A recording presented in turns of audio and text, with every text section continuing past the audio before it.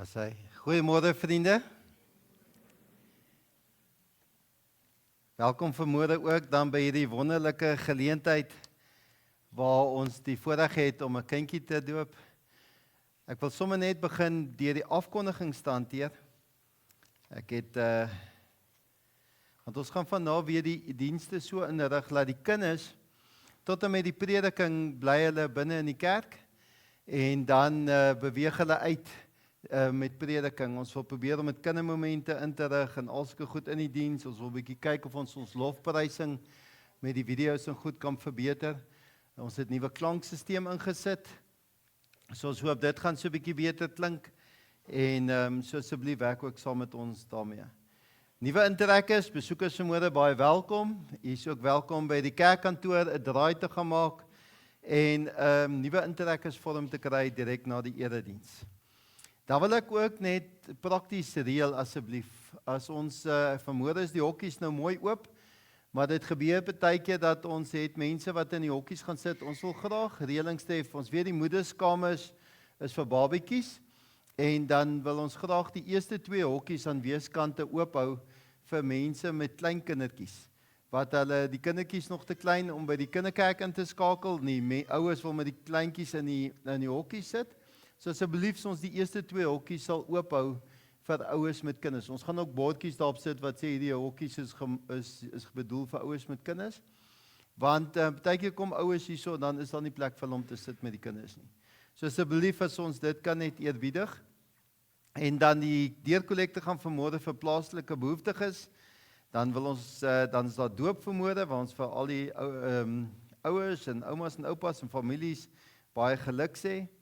Ek het die kategese reeds hanteer wat uit gaan beweeg met die prediking. Die bazaar, so jy sien op die afkondigings, daar goed wat ons nodig het by Sterkefees se bazaar, dis volgende week Junie, 6 Junie en dit begin om 9:00, maar baie keer gaan hulle mos al bietjie vroeër. Daar's hierdie jaar weer kleiduif skiet en baie lekker ding om daar te doen. Daar's nog 'n paar dinge wat hulle benodig. Asseblief kom gehandig dit so gou as moontlik by die kerkkantoor in. Dan die Survivor Camp is in die skoolvakansie vir die hoërskool jong mense van graad 8 tot 10.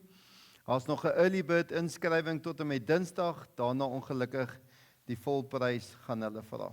Vanaand se downtime, ek weet die kinders is besig met eksamens, maar die wat wil saam net vir 'n uur, dit gaan letterlik net vir 'n uur wees wat hulle daarmee 4 gaan saam sit en kuier, is van 6:30 tot 6:30.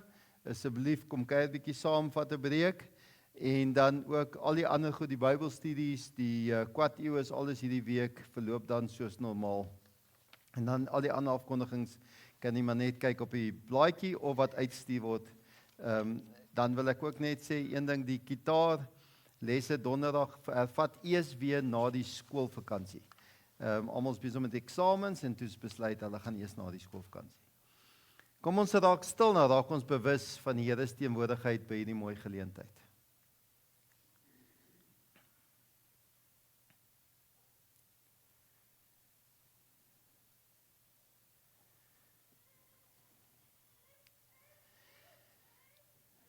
Terwyl ons so sit, wil ek vir julle Efesiërs 3 lees. Mag julle hierdie belofte, hierdie wens op julle harte neem en julle eie maak. Mag God julle lewens met sy teenwoordigheid oorspoel, sodat daar nie 'n stukkie van julle lewens is wat nie deur God se teenwoordigheid geraak word nie. Amen. Terwyl ons so sit, kom ons sing hierdie pragtige lied saam met die video sittende saam, prys die Here.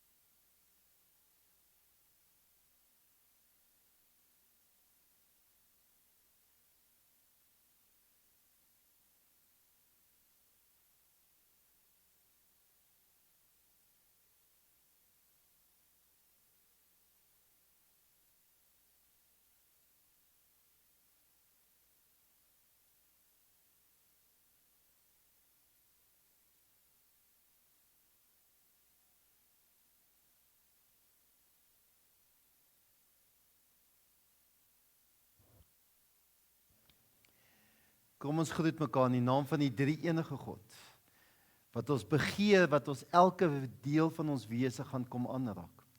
Genade en vrede vir julle van God ons Vader en Jesus Christus en die kragtevolle werking van die Heilige Gees. Amen.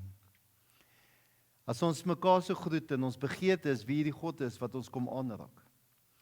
Hoor hierdie belofte en hierdie vastigheid van hoekom ons hierdie Here kom aanbid. In Johannes 1 vers 12 tot 18 staan hierdie woorde: maar aan almal wat hom aangeneem het, die wat in hom glo, dit beteken elkeen van ons vanmôre hier, het hy die reg gegee om kinders van God te word. Hulle is dit nie van nature nie deur die drang van 'n mens of die besluit van 'n mens nie, maar hulle is uit God gebore. Die woord het mens geword en onder ons kom woon. Ons het sy heerlikheid gesien, die heerlikheid wat hy as die enigste seun van die Vader het, vol genade en waarheid. Johannes getuig van hom en roep uit: dit is hy wat ek bedoel. En toe ek gesê het, hy wat na my toe kom, is my voor, want hy was voor my reeds daar. Uit sy oorvloed het ons almal genade en op genade ontvang. Ons het die wet deur Moses gegee. Die genade en die waarheid het deur Jesus Christus gekom. Niemand het God ooit gesien nie. Sy enigste seun, self God, wat die naaste aan die Vader was, die het hom aan ons almal kom bekend maak. Wanneer ons besef, ons is kinders van God, deur die genade van ons Here, deur die liefde van God, het hy dit aan ons kom skenk. Kom ons staan, dan loof ons hom met die volgende lied. Loof hom met die tromme, die medley staan, en daarna kan jy sitplekke weer inneem.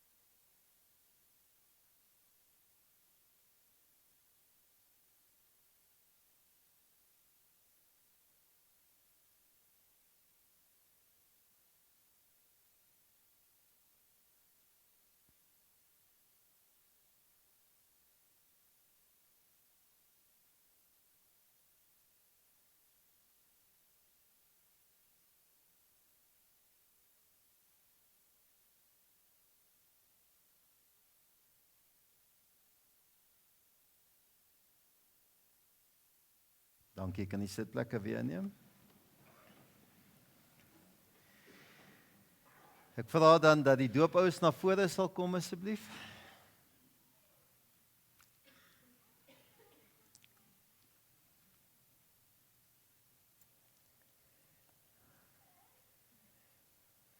Larnes en Malini.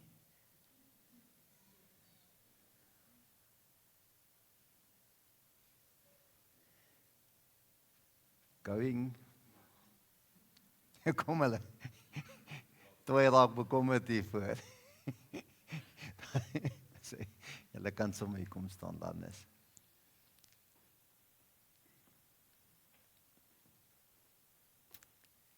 Sê, staan so, dan kyk julle vir my. Ons lees altyd die doopformulier dat elkeen van ons ook kan onthou die dag toe jy gedoop is. Wat beteken die doop eintlik vir ons? Dit is my altyd lekker om met ouers in my kantoor daaroor te gesels. En dan ook aan die einde, wanneer ons laas met die erediens, staan ek hier voor by die doopbak. Dis nie 'n weerdoop nie, is 'n doopviering. Dis die dag toe jy gedoop is, soos om te onthou dat die Here jou gevat het en niks kan ons ooit van sy liefde skei nie. Staan ek hier by die doopbak en ek maak 'n kruisie op jou voorkop as jy die behoefte sal wil hê om jou doop weer te vier. Maar kom ons deel weer met mekaar wat die doop vir ons beteken. God het in die Ou Testament al 'n ooreenkoms met Abraham aangegaan. Ons noem dit 'n verbond. Die verbond kan vergelyk word met 'n testament waarin God al sy gawes tot sy kinders se beskikking stel. By die doop bevestig God dat ons en ons kinders in hierdie testament ingesluit het. Ons en ons kinders word verseker dat God ook ons God is. Dit beteken dat hy ons Vader is wat ons liefhet en vir ons sorg. Dat Jesus ons verlosser is, dat die Heilige Gees in ons woon en van ons nuwe mense maak en ons lei. Geen mens kan hierdie gawes verdien nie, want die sonde wat ons het maak dat ons eintlik maar die dood verdien. Jesus het egter die straf vir die sonde op hom geneem en aan die kruis vir ons gesterf. Daarom kan God nou die ewige lewe en sy teenwoordigheid as 'n geskenk vir ons kom aanbied. Ons kinders is ook hierby ingesluit. Al verstaan hulle nog niks hiervan nie. Moenie wat, dis presies waar dit gaan. God het verbind hom aan hulle. Die betekenis van die doop kan maklik verkeerd verstaan word. Dis nie 'n mooi gewoonte wat ons ter wille van ander mense onderhou nie. Dis ook nie 'n bygelowige handeling wat ons teen gevaar of ongeluk beskerm word nie. Dis ook nie 'n geleentheid waar kinders se name kry nie. Ek sê altyd vir die kindertjies as hulle hierso sit, daar's nie iets spesiaal aan die water nie, dis net water. Maar wanneer ons daai water oor die kindjie se kop sit, en ek sê dit altyd vir die ouers ook, dan gaan dit oor die drie ene God wat sê, hierdie is myne. Dit gaan oor die drie God wat hom aan hierdie kinders en aan hierdie gesin kom verbind. Terwyl ons so sit, terwyl die kindjie ingebring word, gaan ons hierdie liedjie saam sing, my enigste troos in lewe en dood. So sit in 'n saam.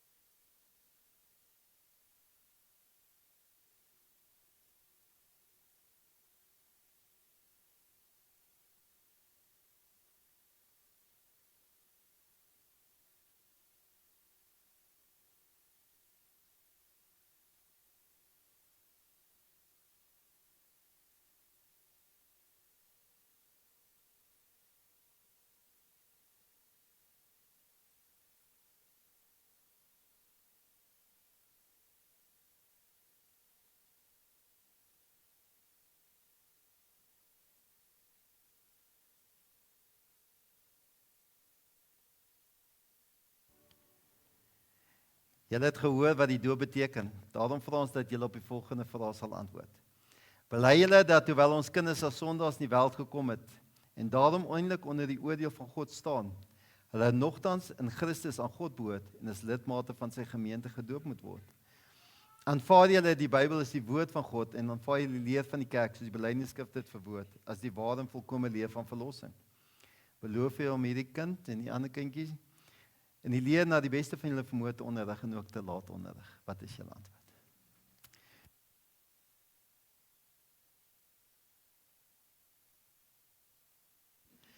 Want die kerkraad sit en wag, glo vir my. Gee af vir my. Kyk hierdie mooi rok, nou moet ek hom mooi vat.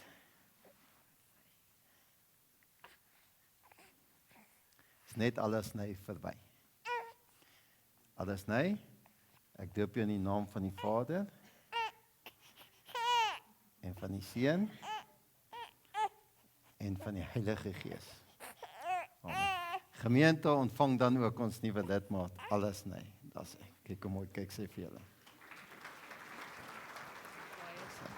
Jy leer, jy het 'n doekie. Het jy? Het jy? Dis hy. Baie geluk, Bill. Teken vir ons daardie.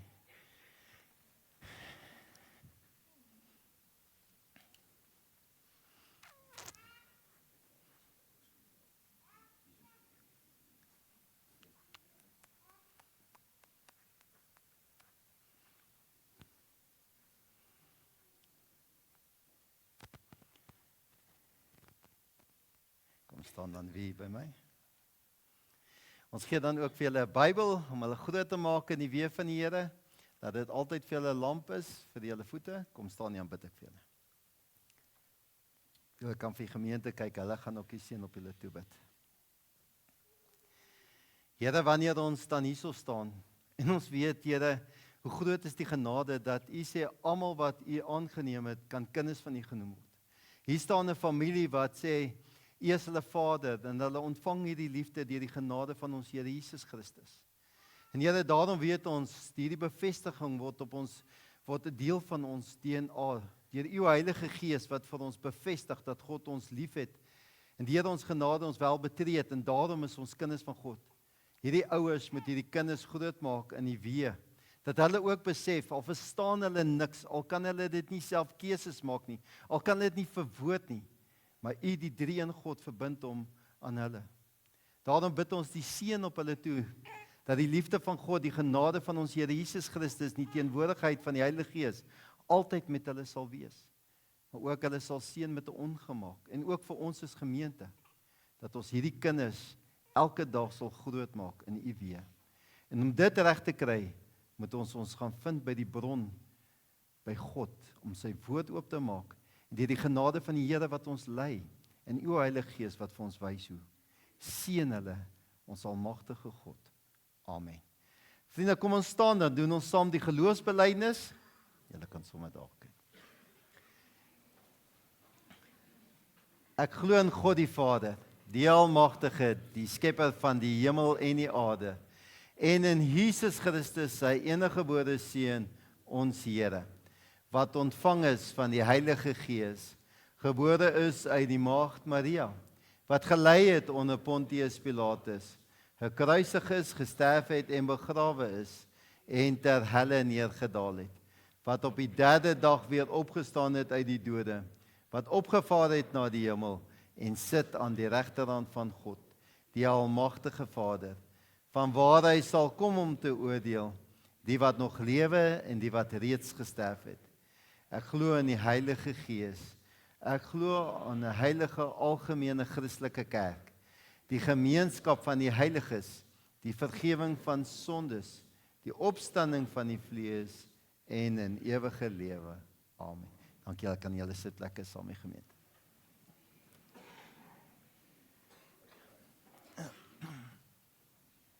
Dankie, CJ.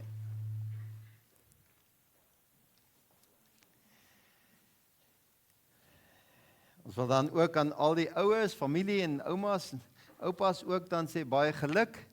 En asseblief as jy dan onthou, na die afloop van die diens sal ek hier by die doopbak staan, as jy net weer die dag wil vier, die toe God hom aan jou kom verbind het. Goed, ek roep dan vir Tonia, dat sy haar kindermoment kom hanteer.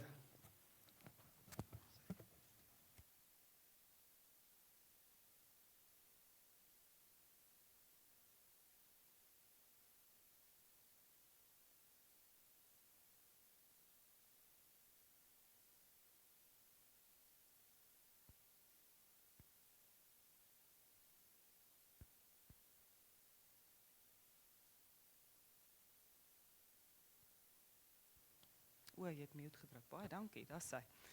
Ek is baie bederf, almal doen dit altyd vir my, nou weet ek nie hoe nie. Goeiemôre almal, julle is weer gestak met my op die stage, maar dit is vir my baie lekker om hier voor julle te wees, as ek die ding, toe maar, ek gaan net so maak. Ek wil net voor ek begin seker maak hierdie ding werk, anders het ek 'n probleem. Terwyl ek al sit, dink ek, okay, hy werk. Net. Okay, back up. Dat ons nie weer 'n ballon situasie hê nie. Hier sien, daar sien. Baie dankie. Daar sy. Goed. Plan B. Kan julle almal my skyfies sien vandag? Yes, dis op. Nou ja. Ons het nou Pinkster gevier. Daar is van die kerke wat hierdie week nog eers Pinkster gevier het. Maar ek wil vandag vir julle kom sê nou wat nou vir die kleintjies, eintlik vir die kinders. Julle is nie meer kleintjies nie, maar ek sien baie min van die gesigte. Waar is al my tentgangers? Nie is nie veel van hulle. Steek op julle hande, ek sien waar is julle? Ha, daar bo. Jee, sien ek het ook nie my bril op nie, oom CJ. Daar is hy. Goed, nee, ek is baie bly om julle te sien. Goed, so 'n geskenk vir my, dis dan nie eers my verjaarsdag nie. So ons hou baie daarvan om geskenke te kry. Wie hou nie daarvan nie? Almal. Daar's elke liewe een. Hierdie mamma en hierdie pappa het 'n wonderlike geskenk ontvang. Sit aan die ding, het Jaco gesê, daar sê. Goed. So die vers wat ek hanteer is Johannes 14 vers 27 wat sê, julle hoef nie bekommerd te wees nie, ek los ook vir julle 'n geskenk wanneer ek weggegaan het. Wat is daai geskenk? Vrede. Moet dit egter nie verwar met die oppervlakkige vrede van hierdie wêreld nie. Dit is vrede wat iemand net by my kan kry, daarom hoef julle nie gespanne te wees of selfs bang te voel oor die toekoms nie. Wat het Jesus vir ons gelos toe hy opgevaar het na die hemel toe? Kom, julle slim kinders, wat het Jesus vir ons gelos? Laat ek hoor? Die Heilige Gees, baie dankie, dis waar. So, dit was 'n geskenk. En wat moes daai geskenk om doen het? As ons ouers vir ons kinders geskenke koop, ek is seker julle almal sit baie noukeurige besluite in daai geskenk en behalwe dat dit vrek duur is, wil jy hierdie kind moet dit kan gebruik. Dan moet 'n doel wees vir daai geskenk. So Jesus het vir ons 'n geskenk gegee wat werklik waar 'n doel gehad het. Koek, gaan terug. Daar sy.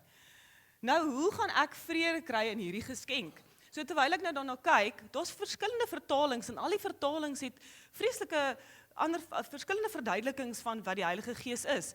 Hy's 'n helper. Hy sit 'n handjie by, hy maak voorspraak vir ons, sê 'n ander vertaling, om 'n goeie woordjie vir ons in te sit. Hy's 'n trooster om ons trane af te vee, 'n raadgewer wat wysheid en insig gee. Maar daar's een vertaling, die 2020 vertaling wat sê hy's 'n parakleet. Goeie genade, dink ek, parakleet. Nou verstaan ek hoekom het die vertalings dit so gemaak, want ek dink nie dis 'n woord wat iemand gaan verstaan. Maar 'n parakleet is alles in een. As ek daai woord gaan Google, as julle dit gaan Google, sal julle sien dit sê alles in een, al hierdie goed. 'n Parakleet is 'n helper, maak voorspraak, hy's 'n trooster, hy's 'n raadgewer. So onthou daai woord, dis 'n baie interessante woord.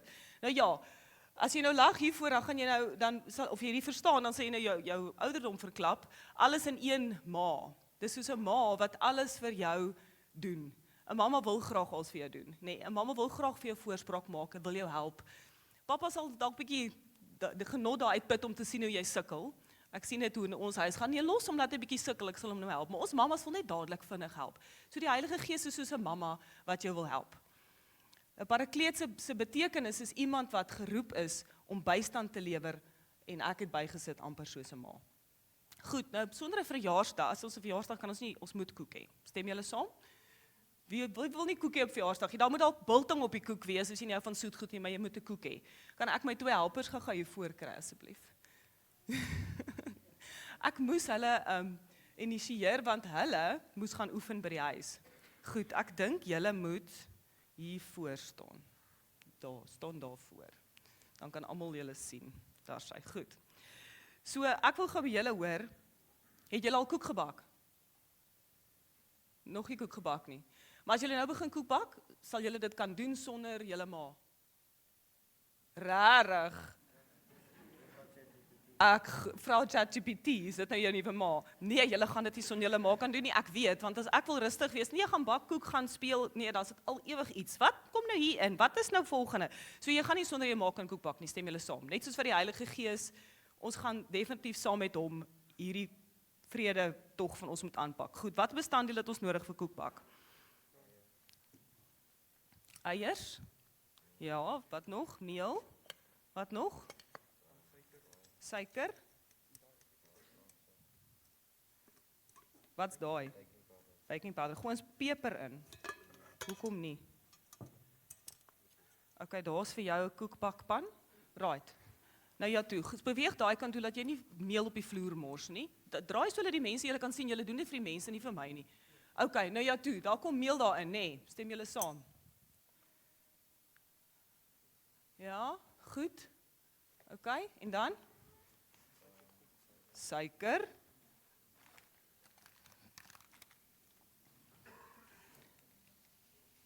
Lekker baie suiker, nê? Okay, wow.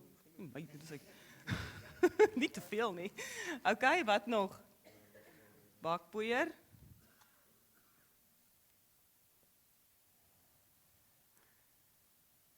O, jy weet daarom, dit moenie baie wees nie. Okay, goed. En dan, ons het seker 'n bietjie olie ook nodig, nê? Bietjie olie. En dan moet ons seker hitte gee.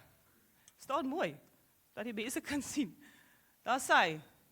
En dan, as ons dan nou dit gebak het in die oond, en daar's hitte betrokke, dan het ons 'n koek.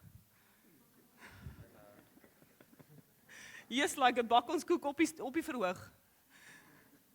Daar sy, baie dankie. Nou ja, sê gou vir my, okay, vat maar daai, dan gaan sit julle met die koek, moet hom nie eet in die kerk nie, ons kan hom na die tyd eet. Goed, daar sy. Soos wat ons nodig het om 'n koek ook in die oond te sit en te wag. Die vuur verteenwoordig die Heilige Gees. Ons het al hierdie bestanddele, al hierdie goedjies wat ons by die Heilige Gees kry. Gawes wat hy as geskenk vir ons gee. Om dit korter te hou het ek nou eerder nie die skrif hier opgesit, maar 1 Korintiërs 12 vers 8 tot 10 sê van al die gawes, al die bestanddele wat die Heilige Gees vir ons gee, om dan hierdie koek van vrede te kan bak. Om enige iets wat ons in ons lewe, die verhoudinge in ons lewe, die belangrike verhoudinge waarmee ons soveel konflik baie keer kan hê. In die skool, ek sê altyd vir die kinders, die skool is 'n oerwoud. Ons moet tools hê, ons moet weet wat om te doen in die oerwoud. En die Heilige Gees gee vir ons daai tools. Gaan lees Christus 1 Korintiërs 12 vers 8 tot 10 om te sien wat die gawes is. En dan, as ons nou uitbeweeg, die kinders, gaan ons chomp hanteer. Christus help ons met probleme. Christus stuur die Heilige Gees om ons met ons probleme te help, dis soos superpowers wat ons kry. Elkeen van ons het 'n unieke gawe wat ons moet ontdek. Nie net om onsself te help nie, maar ook ander ook. Ons kan onsself ekoop, maar op die ou einde het Jesus sê, gaan uit en maak disippels. Ons het krag ontvang van die Heilige Gees om dit te doen. So as daai krag, daai superpowers, daai by ons bly, het ons nie die volle omvang van God se opdrag kon doen in die wêreld nie. So ons moet uitgaan en ons moet hierdie superpowers gebruik om dan ook die wêreld te gaan bedien. Dankie. Klaar. Dan moet ek hier net my hare uitkry. Goeie kliek. Sorry, lewe hy nog? Ek kan hulle uitkry.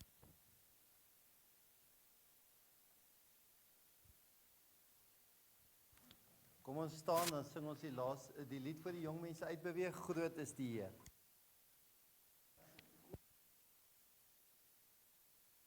Kan ons eers gou kollekte opneem, want dis nou vir die toekoms is dit makliker om dit so te kan hanteer. Kom ons neem net gou kollekte op. Dankie Johan.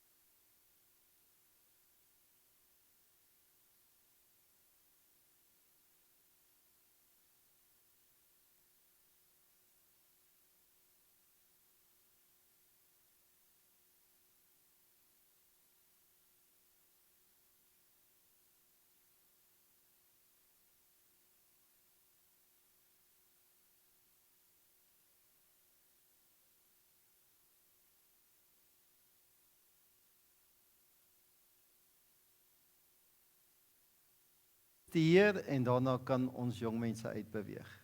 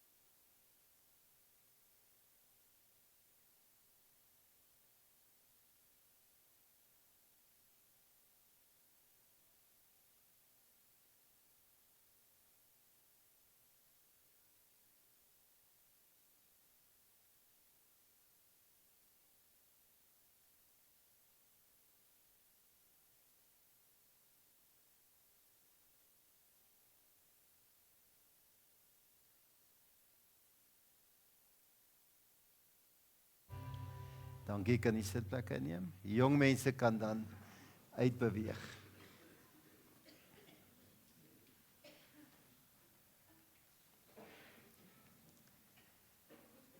U kan so lank vir ons die Bybel oopmaak by Handelinge 15.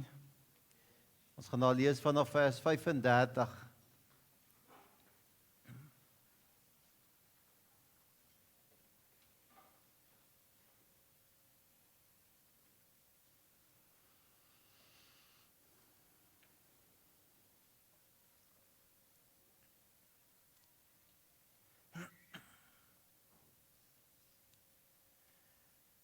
Kom ons bid saam.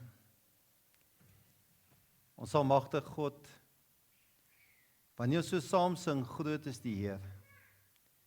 Ons weet ons staan onder die verbond, ons is die volk wat in aanbidding voor U kom kniel. U grootheid, Heer, kan ons nie eens begin besef nie. Die manier wat U ons in genade kom aanneem het. Maar wanneer ons dit begin indink dat ons U volk is, Here, U wil hê ons moet op 'n sekere manier in hierdie wêreld gaan leef. Daarom wil ons sê, U wil moet geskied, Here. U naam moet geheilig word en dit moet geskied as ons as kinders op 'n sekere manier onsself gedra en optree. Daarom is hierdie woord 'n lamp vir ons voete. Om ons te beskerm, om ons te lei, om ons heel te maak, om ons te vorm, dat ons kan gaan leef tot eer van U naam. Maar Here, wanneer ons hierdie woord oopmaak en ons lees dit uit ons mense oor, dan is daar soveel afstand wat kom, want ons wil dit die hele tyd ons gedrag regverdig.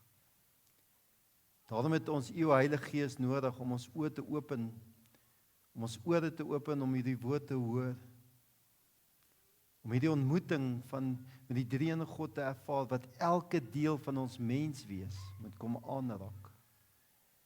Want ons weet, ons is U kinders. Daarom het ons hierdie begeerte in ons hart, Here. Spreek, want U kinders luister. Ons bid dit in Jesus naam alleen. Amen. Oom, ek dink daai gain is klein bietjie te veel oop. Maak hom net klein bietjie toe. Ek is te bang om soontoe te gaan. Ek hoor ek staan stil op hierdie stadium. Daar sê. En die tema vir môre is, wanneer paaie tussen mense skei, bly God steeds aan die werk. As ons sommer so die eerste gedeelte lees, 'n paar dae later het Paulus aan Barnabas, daarvan op vers 36, 'n paar dae later het Paulus aan Barnabas gesê, kom ons gaan terug en besoek die broers in elke dorp waar ons die woord van die Here verkondig het. En gaan kyk hoe dit met hulle gaan. Jy kan sommer die Bybel so oophou as jy hom op die Bybel wil volg, maar die teks gaan ook bo wees. Ons is besig met 'n reeks oor vriende wat saam staan, friends sticking together.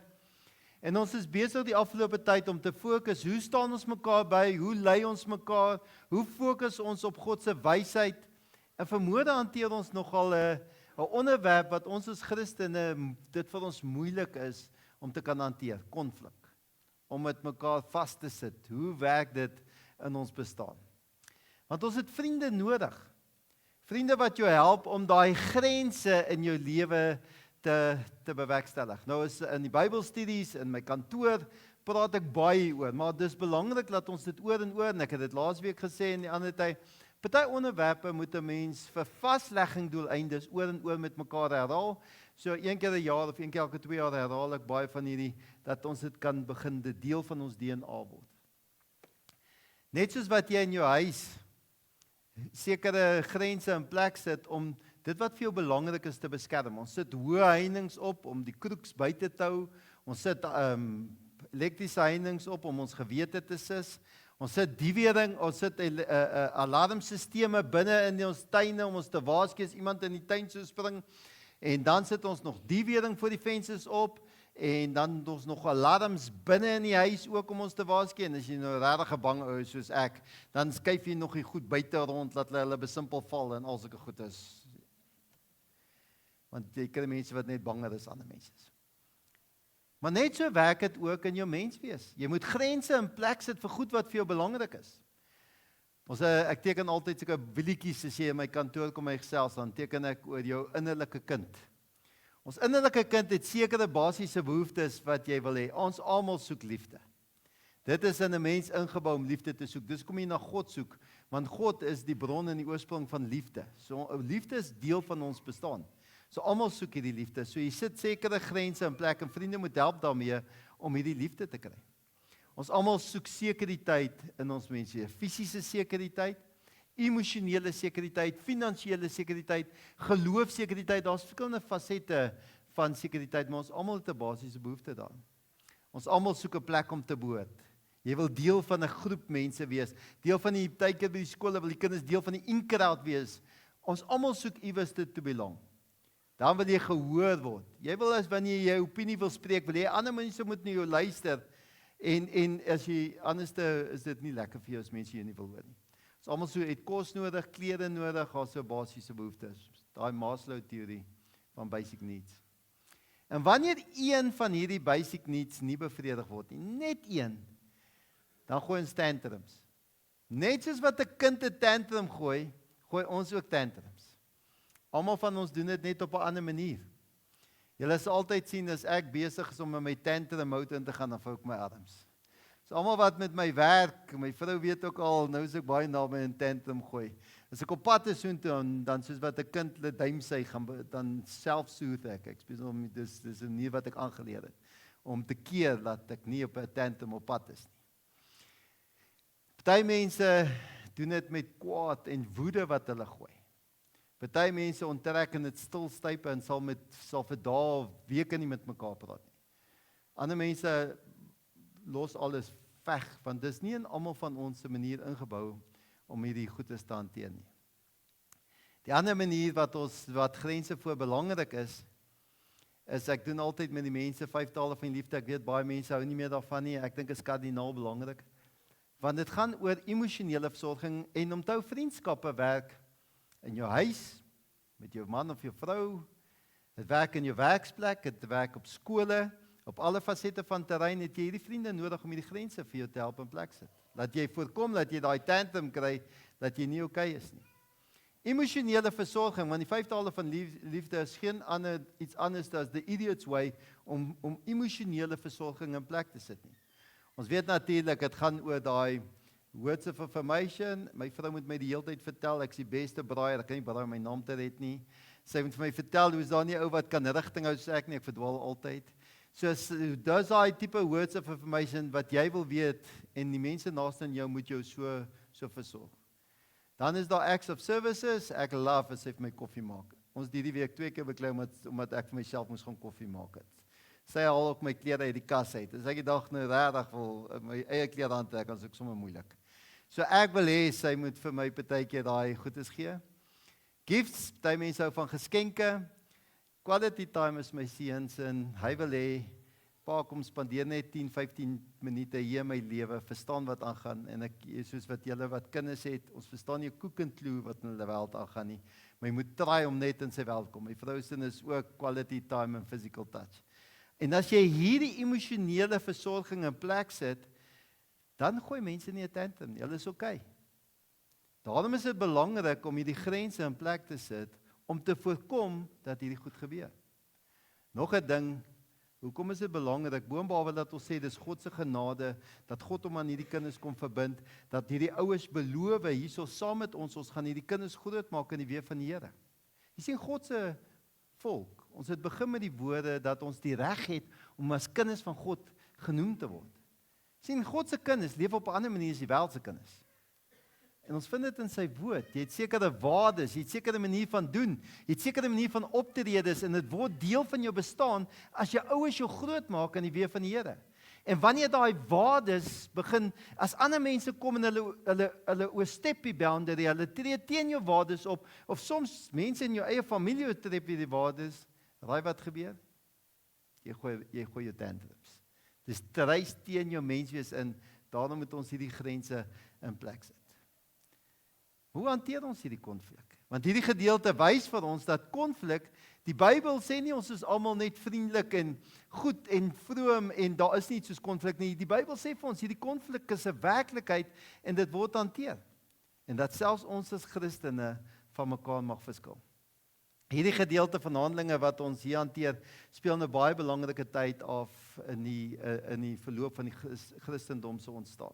Net voor hierdie gedeelte was daar 'n groot vergadering gewees in Jerusalem waar daar juis konflik was. Jy sien ons dink nie daaroor nie, maar toe die boodskap verkondig is aan die Jode en die nie-Jode nie, en dit gaan oor God, het hulle in die sinagoges bymekaar gekom. En ewe skielik het hierdie Jode gevoel, maar hoor, hierdie is nou 'n bietjie vreemd, want as ons saam wil aanbid, is daar sekere voorvereistes om bymekaar te kom in die sinagoge te kom aanbid. Jy moet besny word. Hier is hierdie klomp Jode, hulle is nie besny nie. Jy moet die Pasgafees begin vier, wat nou? Jy moet die wet van God begin nakom, wat nou? As ons nie hierdie goed begin doen nie, deel ons nie in hierdie verbond van God nie. En by hierdie vergadering in Jerusalem wat plaasgevind het, is kardinaal besluit. Ons word nie gered op grond van die besnydenis en van die pasgemaal en die wette wat geonderhou word nie. Ons word gered enkel alleen uit genade, dit wat ons alles vooraf gelees het en wat met hierdie sakrament uitgebeeld is. Daarom kom Paulus en Barnabas, Paulus sê Barnabas, kom ons gaan terug na die vorige sendingreis toe. Kom ons gaan terug op ons spore en ons gaan weer die mense se geloof bietjie versterk en bemoedig. Hulle was in Antiochië besig om te verkondig en hulle gaan toe terug op hulle eerste sendingreis na al hierdie dorpe toe om te gaan verkondig. Nou Barnabas het ingestem, maar hier kom hierdie spanning. Lees hierdie verse. Barnabas wou ook Johannes, bekend as Markus, saamneem. Maar Paulus het nie gedink dit is reg om hierdie man saam te neem nie, want hulle het by Pamfilië in die steek gelaat en hulle het nie die werk vergesel het nie. Daar het toe 'n skerp meningsverskil tussen hulle ontstaan dat hulle uitmekaar uitgegaan het. Barnabas stem saam, maar wou Johannes vat. In die Bybelse tyd en ook vandag, sending het geskied 2-2. Het 2-2 op reis gaan. Dit het gebeur natuurlik, wonder ons hoekom, omdat dit so moeilik, gevaarlik was en dat dit het nogal geestelik baie gevat en hulle het nodig gehad om mekaar te versterk. Maar daar was 'n ander manier ook gewees. Die Jode het gesê in die Bybelse tyd het jy 'n tweede persoon nodig om as 'n getuie vir jou op te tree om te sê dat iets eg en waar is, dat dit 'n versekering is dat hierdie 'n eerbare getuie is. So daarom is dit nodig om 2-2 te wees om sê dat hierdie blye boodskap, die ware evangelie was, hulle 2-2 uitgaan. Maar meer as dit, wanneer hulle uitgaan het, was daar unieke gawes. Die mense het gepreek, hulle het vertaal, party het georganiseer. Elkeen van ons het eie gawes gehad. En wanneer hulle mekaar so bygestaan het, het die een byvoorbeeld terwyl hulle die evangelie verkondig het iemand anders byvoorbeeld pastoraat toegepas of was hulle besig met organisering terwyl dit daar plaasgevind het. Wat dit wel vir ons sê dat God sê sy manier, sy sending, sy kerkwees vra spanwerk. Ons was nooit bedoel om alleen te wees nie, maar God se koninkryk, Christelike geloof was altyd bedoel om saam met mekaar, saam met medegelowiges te werk. Nou sien ons hierso Barnabas wou en hy wou vir hierdie Johannes wat Markus genoem het saam was, maar Paulus wou nie. Nou as ons gaan kyk wat gebeur het, so 'n bietjie vroeër in Handelinge, het hierdie Johannes Markus hulle in die steek gelaat daar by Pamfilië, was hulle saam op reis en op 'n stadium het hy toe teruggekeer. En hierdie Paulus sê, maar weet jy wat, hy het ons in die steek gelaat. Ek het bietjie gaan probeer uitvind, nou wat het presies daar gebeur, hoekom het hy omgedraai? En die mense sê, weet jy wat, hulle weet nie. Het kan wees dat hy, omdat dit so geestelik so baie vat, en omdat dit so moeilik was, en omdat dit so gevaarlik was, kon hy net nie gesê het, hy sien nie kans vir die sending nie. Party gesê, weet jy wat, hy het nie kans gesien vir die nie-Jode nie, omdat die verskil tussen tradisies net vir hom te veel was.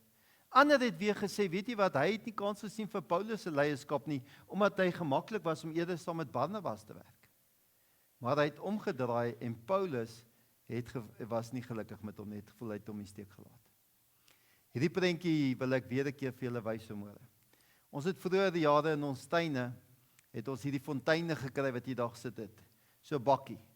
En in hierdie bakkie was daar dan 'n engeltjie wat gepiepie het, of daar was 'n voeltjie wat die water by die voeltjie se mond uitskuif. En soos wat hierdie fontein vol word, dan begin hierdie fonteintjie dan spuit. En hierdie verteenwoordig ons as mense ook. Hierdie bak van die fontein onder noem ons gemoed. As jou gemoed wat leeg is. Maar elkeen van ons gaan elke dag deur moeilike dinge in ons lewe. Party het byvoorbeeld finansiële krisisse. Ander mense het weer verhoudingsprobleme, verhoudingsspanning wat daai gemoedsbakkie volmaak. Ander mense het weer gesondheidsprobleme. Maar ek noem dit sommer net staf. Elkeen van ons se staf lyk net bietjie anderste, wat uiteindelik maak dat daai gemoedsbakkie vol is. En dan kom daar een laaste klein druppeltjie, wat daai bakkie laat vol word en oorloop. En wanneer daai bakkie begin oorloop, spuit daai fonteine. En daai fonteine wat spuit, noem ons emosies. Nou daai emosies is nooit mooi nie. Dit is daardie goed waar ons partykeer Franse woorde gebruik. Dis daai gedeelte waar ons partykeer act out, jy weet, wanneer ons op iets gooi of iets nie lekker is nie. Of dis daai geleenthede waar ons wip, waar ons rug op iemand draai, of dis daai geleenthede waar ons tantrums gooi, wanneer daai emosies spuit. En raai wat in die wêreld? Hulle judge jou op daai laaste druppeltjie wat in daai fonteinbak ingegaan het. Dis hoekom ons sê, ons Afrikaners mos 'n gesegde wat sê, Jy kan nie iemand judge voor jy nie 1000 tree in hulle voetspore geloop het nie. Want jy weet nie wat was die staf wat daai gemoedsbakkie vol gemaak het nie. Hier sit Paulus en Barnabas en op die einde van die dag, hy wil nie hierdie ou saamgaan nie. Hy verstaan nie eens wat agter in hierdie ou se lewe was nie, maar hy het net gesê nee. Daar's hierdie konflik wat daar ontstaan het. As ons gaan kyk na Barnabas, wat 'n ware vriend is, en hoe het veronderstel is om weer, kan ons so baie by hom leer. Nou Barnabas se naam beteken mos seun van bemoediging, want hy het mense opgetel, herstel, hy het vir hulle 'n tweede kans gegee, want Barnabas kyk na hierdie ou, en hy kyk nie na sy verlede nie, hy kyk na sy potensiaal, en hy lig hom op, en hy sê, ek wil hierdie ou saamvat. Paulus maak my vuurrooi van skaamte, want Paulus sien ek baie myself in hom. Ek weet nie hoeveel van julle doen dit ook nie, want ek weet, ek doen dit definitief. Hy kyk na hierdie ou, Johannes wat Markus genoem is, en hy onthou die verlede. En omdat hy die verlede onthou, wil hy hom nie 'n tweede kans gee nie, hy sê, ek wil hom nie saamvat nie. En op die einde van die dag, met daai bril wat hy opsit, weerhou hy op die einde van die dag die groei van die koninkryk, die koninkrykswerk wat moet gebeur. Barnabas fokus op die toekoms, die toekomsmoontlikhede. En op die einde van die dag werk dit so mooi uit, daai tweede kans wat hy gee het, laat selfs Paulus later van tyd in Timoteus skryf, bring vir ons daai Johannes Markus saam, want hierdie ou is baie nuttig, hoe hierdie net ontstaan het. Maar ongelukkig ons kan nie. Nou ek haal nie mense in die onderwys uit nie, ek haal nie die skoolstem uit nie, maar dit gebeur mos soms in die skole ook. En ek veralgemeen nie, maar dit gebeur soms. Waar daar 'n kind sit en 'n onderwyser partykeer net hierdie kind sien, en ongelukkig dink die kind nie leerbaar nie of iets, en dan kom 'n ander onderwyser en sien iets potensiaal in daai kind te raak, en dan blom daardie persoon onder hierdie nuwe persoon, omdat hulle met 'n ander bril na hierdie persoon kyk. Nou hierdie Bybel wat ons lees, steek nie konflik weg nie. Wys vir ons hoe dit hanteer moet word. Daar staan, daar was 'n ewige meningsverskil het daar ontstaan. Dat ons as Christene is nie volmaak nie, en ons almal is nie dieselfde nie. Dink bietjie mooi mense in jou lewe. Ek weet, ek het mense wat ek ken, dit lyk so of hulle gebou is vir konflik. Dit lyk sommer so of hulle loop in moeilikheid soek. Dit lyk sommer of hulle lont so kort is, hulle gemoedsbakkie so vol is, dat hulle lont is baie kort. En dan is daar ander mense wat, hulle is matig, hulle weet hoe om die konflik te hanteer. Daarom wanneer ons na konflik kyk, moet ons vir mekaar ook sê, daar's twee soorte, gesonde konflik en ongesonde konflik. Gesonde konflik is wanneer ons nie mekaar wil seermaak nie, mekaar wil opbou, en mekaar wil liefde wil hanteer, en eerder verhoudings wil sterker maak. En dit gebeur wanneer ons dit reg kry om na mekaar te luister, al stem ons nie altyd saam nie. Onthou om na mekaar te luister, om 'n respek te hê en op te kom by 'n oplossing, en eerlik met mekaar te wees, sodat die emosies en die geestelike kant kan groei. En dit gebeur wanneer want ons kan nie dieselfde dink nie, ons het nie mekaar se lewe nie, maar op die einde van die dag het ons empatie met mekaar, en ons verstaan mekaar se wêrelde, of probeer verstaan, ons luister mekaar respekvol. Ons fokus op die saak op die tafel, ons fokus op die koninkryk. Dit begin maak dat ons mekaar se gemoedsbakkies kan leer maak, sodat daar minder emosies wees, dat ons mekaar kan gesonde grense kry, dat ons almal vriende is wat mekaar kan dra. Nou, dis mense wat regtig na mekaar luister, ongesonde spannings, mense wat met woede, trots, beskuldigings, begeerte om te wen. Wanneer jy ongesonde spanning sien, jy kan duidelik sien wanneer mense opdaag by 'n plek, en hulle kom sê vir jou, ek sal vir jou sê, en jy moet dit my way sien. Op die einde van die dag het hulle nie 'n groot doel wanneer hulle die gesprek doen nie, dit moet alles vanuit hulle eie mens wees, hulle eie punt is wat hulle wil maak. Hierdie mense luister nie na mekaar nie, hulle verstaan nie mekaar se wêreld nie, hulle het nie 'n gemeenskaplike doel wat hulle jag nie, ek moet wen. Hierdie ongesonde spanning, laat die gemoedsbak op die einde van die dag oorloop. Sulke konflik bring nie eenheid wat God van ons vra nie, maar bring verdeeldheid en bitterheid. Tonia se gedeelte wat sy gehanteer het, was so mooi, die rol van die parakleet. Hy sê, ek bring vir julle hierdie geskenk, hierdie vrede. Dit is wat ons gedoen het met die doop. Die vrede van God se alomteenwoordige heelheid, die koninkryk van God wat tuis gebring het vir ons. Want wanneer dit gebeur, as daar spanning is, dink ons, God werk nie meer nie, maar juis die vrede van God, is juis in die werk, al sit ons vas mekaar. Al kom ons nie met mekaar oor die weg nie. Dink hoeveel gesinne en vriende is daar wat nie met mekaar praat nie, wat daar afstand is tussen mense. Hoeveel mense het seer gekry in die kerk, wat net hulle goed vat en net weer verdwyn. Dan dink ons, maar God is nie teenwoordig nie. Juis hier het hy gesê, ek bring vir julle die parakleet, om hierdie heelheid weer te bewerkstellig, om hierdie vrede, sy goddelike teenwoordigheid in ons lewe te bewerkstellig. Lees hierdie verse verder. Barnabas het vir Markus saamgeneem na Siprus gevaar. Paulus het vir Silas gekies en het vertrek, nadat hulle deur die broers aan die genade van die Here opgedra is. Hy het deur Sirië in Cilicia gereis en na die gemeentes daar vertrek. Hierdie twee mense se paaie gaan uitmekaar uit. Paulus vat vir Silas en Barnabas vat vir Johannes Markus en hulle paaie skei. Op die einde van die dag is hierdie reis, het nie die blye boodskap, die verkondiging van die evangelie gestop nie. God is nog steeds aan die werk. Wat gelyk het soos 'n breek, omdat mense van mekaar verskil het ewe skielik uit ontstaan in 2 sendingreise wat daar ontstaan. Dit beteken nie God hou van spanning en moeilikheid en konflik nie. Hy praat nie die konflik goed nie, maar God kan selfs die sleg, die konflik gebruik om iets daarmee goed na vore te kom. Ons as mense is geneig om mekaar seer te maak met woorde, met dade, met optrede. Maar ons het moed nodig om te besef dat ons het mekaar nodig om as kerk te funksioneer in hierdie wêreld.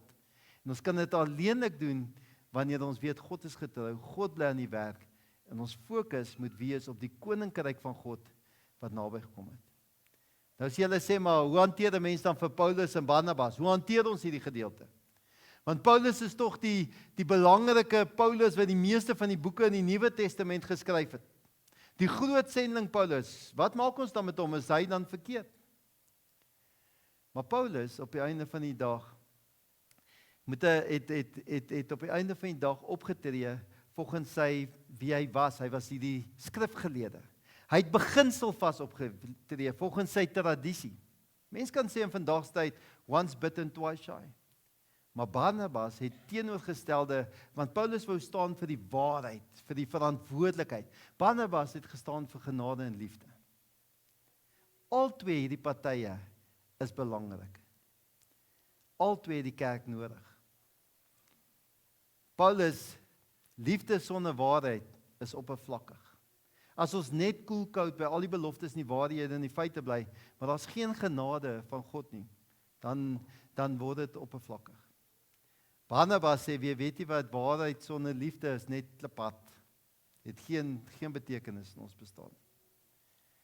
As ons die Here Jesus volg, wat ons saligmakende verlosser is en ons is sy disippels, hy het die liefde en die waarheid en die genade verkondig. Ons is almal kerk en het mekaar nodig en moet fokus op die koninkryk wat naby gekom het. Dan kan ons die onderlinge verskille op 'n gesonde konflikwyse met mekaar hanteer. Dan sit ons God se koninkryk, sy wil moet laat geskied, sy naam wat geheilig moet word. Dan fokus ons op sy teenwoordigheid en dan kan ons na mekaar luister. En dan kan ons met mekaar die waarheid praat. En dan kan ons eervol dit hanteer. Hierdie gedeelte eindig nie perfek nie. Hy wys nie vir ons hoe hierdie mense in vrede daar weg is nie. Uiteindelik wel, toe Paulus gesê het, bring vir hom saam. Maar hy wys vir ons dat God is aan die werk nog steeds, hierdie bly sy kerk. En ons moet saamwerk tot eer van sy naam. Miskien is daar vermoede mense wat jy nog nie vergewe het nie, of sit jy met 'n klomp teleurstellings. Miskien voel jy seer gemaak iewers. Maar ons moet weet, ons het mekaar nodig. God staan nie stil nie. Al buite wag 'n hele wêreld van mense wat wag van die genade van die Here om hulle wêreld toe kom betree. Soos Paulus en Barnabas gesê het, ons moet op reis gaan. Daar's mense wat die blye boodskap moet gehoor word. Ons moet 'n manier vind deur die leiding van die Heilige Gees, gefokus op God, om mekaar te beskerm, om hierdie grense in plek te stel, sodat ons almal okay is. Sodat dit nie nodig vir ons is om ons tantrums te gooi nie. Ons is kerk, een liggaam. Ons almal dink nie dieselfde nie, ons nie dieselfde gawes nie, ons nie dieselfde talente nie. Maar ons het een gemeenskaplike doel. Laat U naam geheilig word. Laat U wil geskied. Net soos wat dit in die hemel is, so moet dit ook op hierdie aarde wees. En as ons die reg het om kinders van God genoem te word, dan moet dit ons begeerte en ons passie word om dit hier op aarde aan die werk te kry. Daarom is die Heilige Gees, die Parakleet, vir ons so belangrik. En moet ons dit onder sy leiding doen. Amen. Kom ons sluit die oë.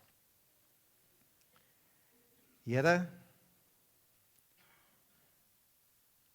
U het vir ons 'n geskenk kom gee. Daai geskenk kan ons net op dankbaarheid reageer as ons weet wat die waarde van daai geskenk in ons lewe is. Dis kom ons moet weet hoe sondig ons eintlik is, Here. Hoe verlore ons is sonder U. Dat ons nie in U teenwoordigheid kan wandel as dit nie vir die genade van ons Here is wat U liefde in ons wel tuisbring. Maar Here, as ons daai geskenk besef en ons weet hoe dit ons identiteit verander, waarvan ons deel word en dat ons kinders van God is. Hoe kan ons harte nie verander nie? Hoe kan ons nie in die wêreld inbeweeg nie? Maar dit beteken nie, ons gaan nie met mekaar vassit, of nie met mekaar oor die weg kom nie. Maar hoe ons dit hanteer, sodat ons Vader se naam geheilig word en geëer word. Sodat die koninkryk nie afgebreek word nie, maar dat ons nog steeds kan deel word van U groot taak hier op aarde. Here, help vir ons, dat ons met gesonde spanning, wanneer ons voel, ons grense word getoets, of is nie gemaklik of nie gesond nie, dit kan hanteer vanuit U teenwoordigheid. O Heilige Gees, ons is so afhanklik van U, om ons daarmee te ondersteun en te dra. Dankie dat ons weet, Vader, U is nog steeds aan die werk. U is nog steeds besig om ons mense te verander, dat ons meer en meer word soos ons Here. Seën ons nie die week wat vir ons voorlê. Ons bid dit in Jesus naam alleen. Amen. Ons gaan staan en sing ons hierdie pragtige laaste lied. Kom staan.